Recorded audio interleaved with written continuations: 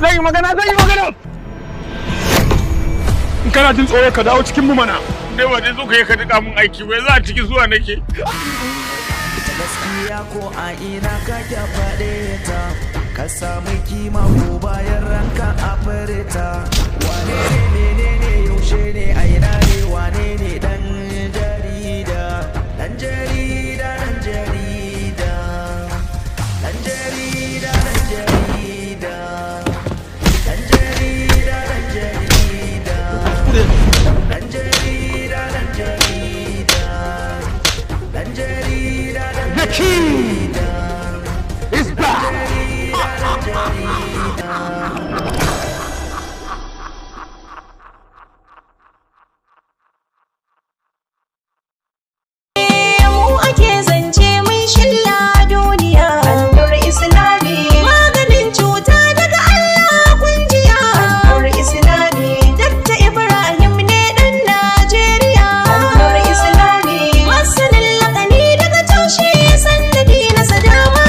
Alaikum wa rahmatullahi ta'ala barakatuh.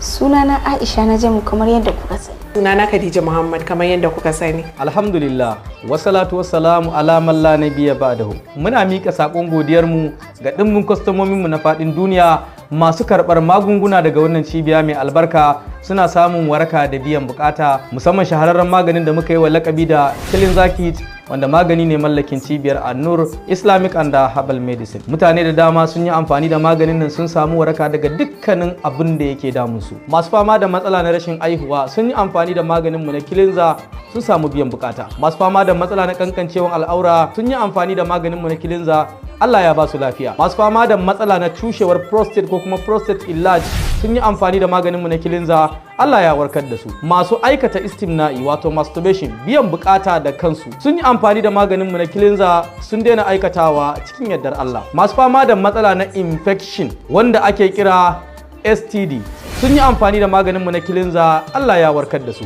Magani ne da aka samar da shi cikin yanayi mai kyau karkashin bincike mai zurfi na addinin musulunci da kuma na zamani. Maganin mu na Kilinza ana samun shi a ofisoshin mu halastastu waɗanda muke da su a faɗin Afirka. Ofishinmu da ke Najeriya akwai a Lagos. Babban ofishinmu na a nan cikin garin Kano a kan titin Court Road, opposite da gidan mai na Amasko. Abuja, Daura, Funtuwa, Jalingo, Mina da kuma birnin Yola. Mun buɗe sabon ofis a nan cikin garin Tawa, a nan likitar Dello kusa da gidan Bala. Muna da ofis a birnin Niamey, Agadas, Arlit, Difa, sai birnin Kwanni. Sai ofisoshinmu da suke Ghana, Accra, Kumasi. Muna da ofis a ƙasar Cote d'Ivoire a nan birnin Abidjan.